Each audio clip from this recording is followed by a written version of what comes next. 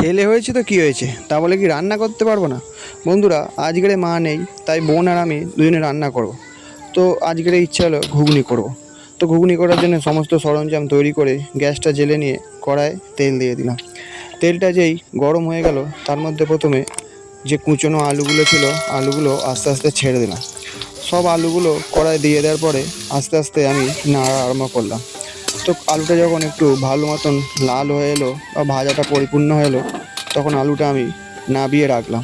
আলুটা আস্তে আস্তে একটা থালার মধ্যে আমি রেখে দিলাম। তারপরে কড়াটা আবার গ্যাসে বসিয়ে আবার তেল দিয়ে দিলাম। এবারে কড়ার মধ্যে কুচানো পেঁয়াজগুলো দিয়ে দিলাম। পেঁয়াজগুলো এবারে আস্তে আস্তে ভাজতে হবে। যতক্ষণ না পেঁয়াজটা পুরোপুরিভাবে লাল হয়ে ভাজা হয়, ততক্ষণ পেঁয়াজটাকে ভাজতে হবে। পেঁয়াজটা ঢালার সময় তেল একটু কম ছিল, তাই বোনকে বললাম তেল নিয়ে আয়। ও তেল নিয়ে এলো। এবারে পরিমাণ মতন তেল আবার পেঁয়াজের মধ্যে দিয়ে দেওয়া হলো।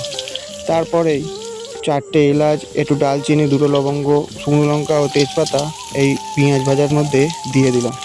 এবারে এটাকে ভালো করে নেড়ে নিতে হবে।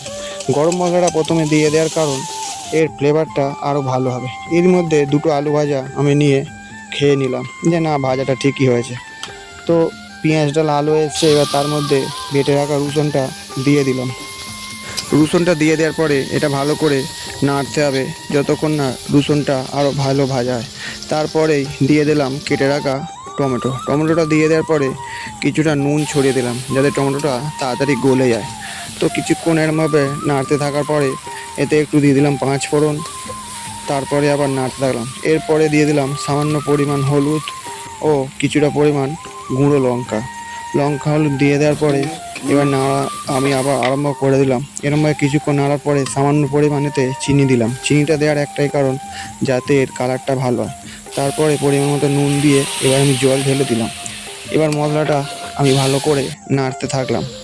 এবার সর্বশেষ এর মধ্যে দিয়ে দিলাম বেটে রাখা আদাটা সর্বলাস্ট দেওয়ার একটাই কারণ, আদাটা প্রথমে দিলে একটা তেতো হয়ে যাওয়ার সম্ভাবনা থাকে, তাই আদাটা সর্বশেষ দিলাম। এরমভাবে মশলাটা কষানো হয়ে যাওয়ার পরে এবারে যে আলু ভাজা ছিল সেইগুলো আমি ওই মশলাটার মধ্যে দিয়ে দিলাম। এবার ভালো করে ওইটা নাড়তে থাকলাম। তার কিছুক্ষণ পরে যে সেদ্ধ করা কড়াইগুলো ছিল, কড়াইগুলো আমি থেকে সেই মশলাটার মধ্যে দিয়ে দিলাম। এবার ভালো করে এইটা কিছুক্ষণ নাড়বো, যাতে ভালো এর মধ্যে মশলাটা ঢোকে।